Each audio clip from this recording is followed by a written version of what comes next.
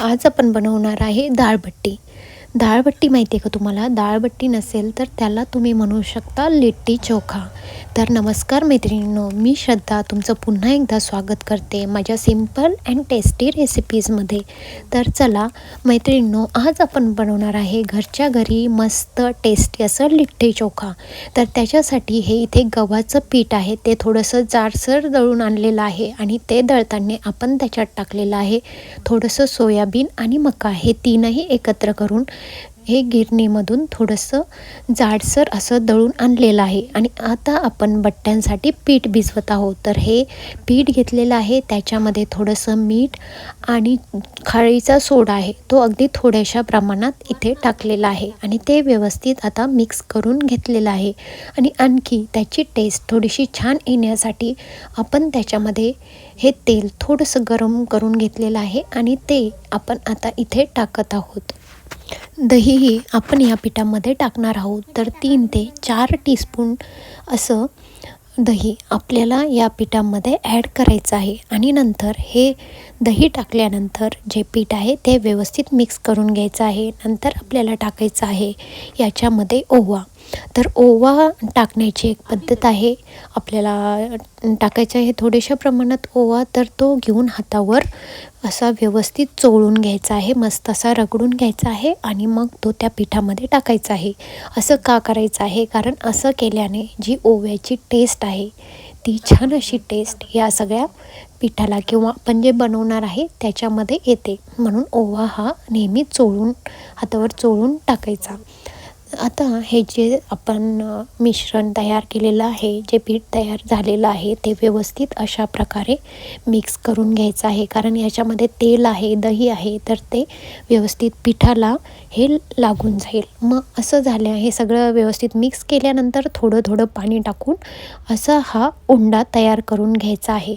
हा जो उंडा आहे तो थोडासा जाड म्हणजे निब्बर पाहिजे, पातळ हा बनवायचा नाही आहे, कारण त्याने बट्ट्या ज्या आहेत त्या आपल्या खूप कडक होतील, म्हणून जाड असा हा उंडा बनवून घ्यायचा आहे. आणि नंतर हे अशा प्रकारे जे व्हिडिओमध्ये दिसत आहे तशा प्रकारे तुम्हाला बट्टी ही बनवून घ्यायची आहे. तर ती कशी करायची? तर एक छोटासा उंडा घ्यायचा आहे आणि ते आतमध्ये पोकळ बनवायचं आहे आणि मग आत थोडंसं तेल लावून मग हलक्या हाताने त्याचा असा गोल हा बनवून घ्यायचा आहे. जास्त दाबायचं वगैरे नाही आहे, कारण मग जेव्हा आपण बट्ट्या बनवू तेव्हा त्या थोड्याशा अशा फुगल्या पाहिजे आणि आतमध्ये व्यवस्थित वाफळल्या पाहिजे किंवा त्या चांगल्या भाजल्याही पाहिजे. आता ह्या ज्या बट्ट्या आहे ह्या आपण एक बट्ट्यांचं ओव्हन असतो त्याच्यामध्ये बनवणार आहे. आणि दुसरी एक पद्धत आहे, ह्या तळूनही बनवल्या जातात, पण ते खूप ऑइली होतं म्हणून आम्ही सहसा तळून नाही बनवत. तर हे असं भाजून, आणि टेस्टी याची छान असते म्हणून आम्ही भाजून अशा बट्ट्या बनवतो.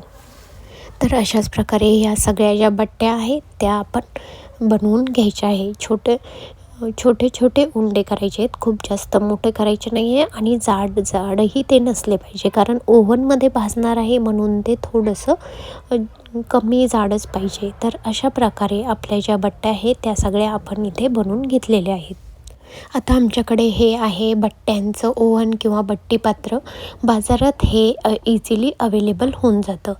तर हे फुल गॅस करून त्याच्यावर थोडंसं पहिले 5-10 मिनिट गरम करायला ठेवायचं आहे आणि मग आपण जे बट्ट्या बनवलेल्या आहे त्या सगळ्या करून याच्यावर एक एक करून ठेवून द्यायच्या आहेत. जर तुमच्याकडे हे ओव्हन नसेल तर त्याला एक अगदी सोपा उपाय आहे. तुमच्याकडे आप्पे पात्र तर नक्की असेलच, तर त्या आप्पे पात्रामध्येही छोटे छोटे गोळे करून ह्या बट्ट्यांचे तुम्ही ठेवू शकता. तर या बट्ट्या थोडंसं आता कमी गॅस करायचा आहे आणि त्याच्यावर ठेवायच्या आहेत. त्याच्यावर एक झाकणही येतं, तेही ठेवून द्यायचं आहे. तोपर्यंत आता आपण बनवणार आहे वरण. तर इथे आपण डाळ शिजून घेतलेली आहे, एकदम नॉर्मल पद्धतीने आपण वरण बनवणार आहे. आणि लाल तिखटही त्याच्यात टाकणार आहे, त्यासोबतच थोडी हिरवी मिरची आपण त्याच्यात ॲड करणार आहे.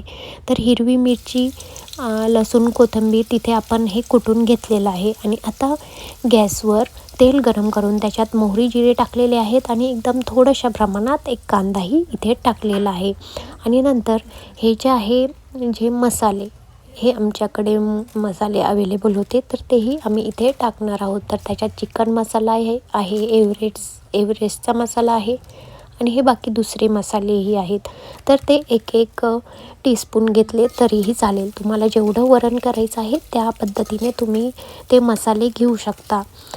आता बट्ट्या आहेत. बट्ट्या म्हटलं तर याला जे आपण वरण करतो तेही थोडंसं जास्त प्रमाणातच पाहिजे असतं, कारण ते बट्ट्यामध्ये थोडंसं आटलं जातं, म्हणून वरण हे थोडंसं पातळ आणि थोडं जास्त बनवायचं आहे. तर आता इकडे आपलं वरण बनवणं सुरू आहे. तुम्ही जसं तुमच्या घरी नॉर्मल पद्धतीने जशी डाळ बनवत असाल तशी तुम्हाला आवडत असेल तर तसं केलं तरीही चालेल.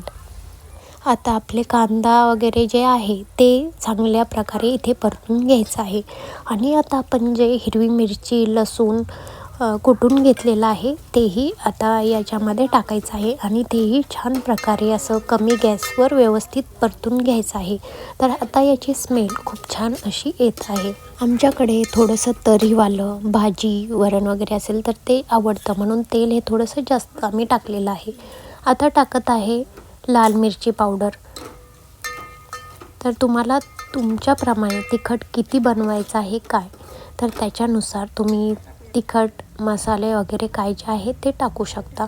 लाल मिरची पावडरही टाकलेलं आहे आणि हिरवी मिरची जी आहे कुटून घेतलेली तीही आपण याच्यामध्ये टाकलेली आहे.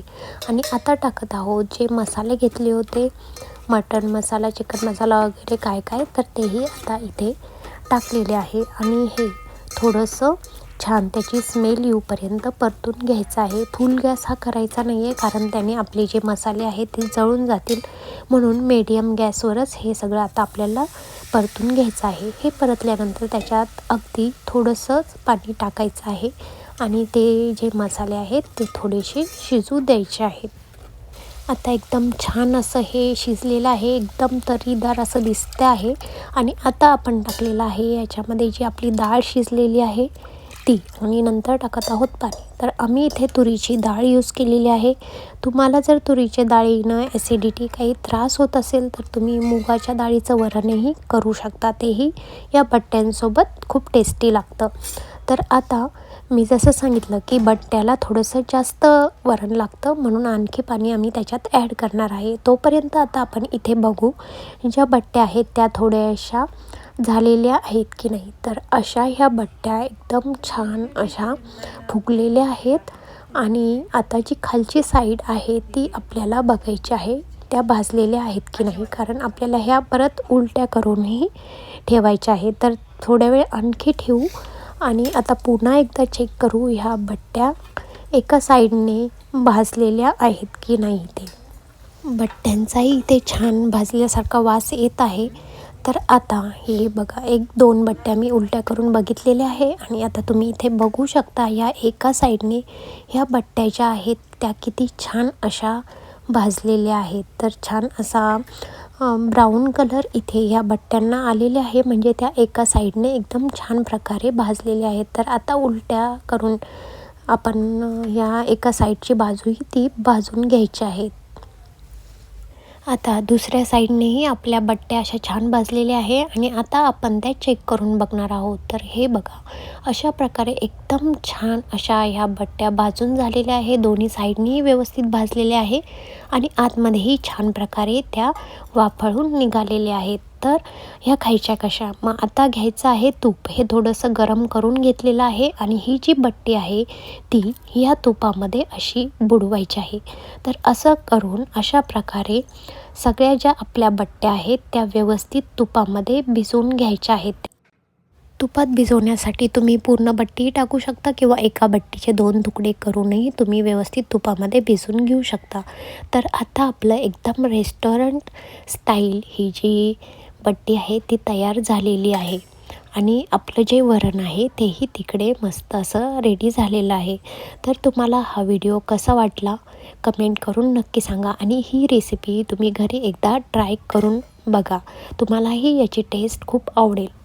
आणि ही रेसिपी एकदम सोपी आणि खूप कमी वेळात होणारी आहे.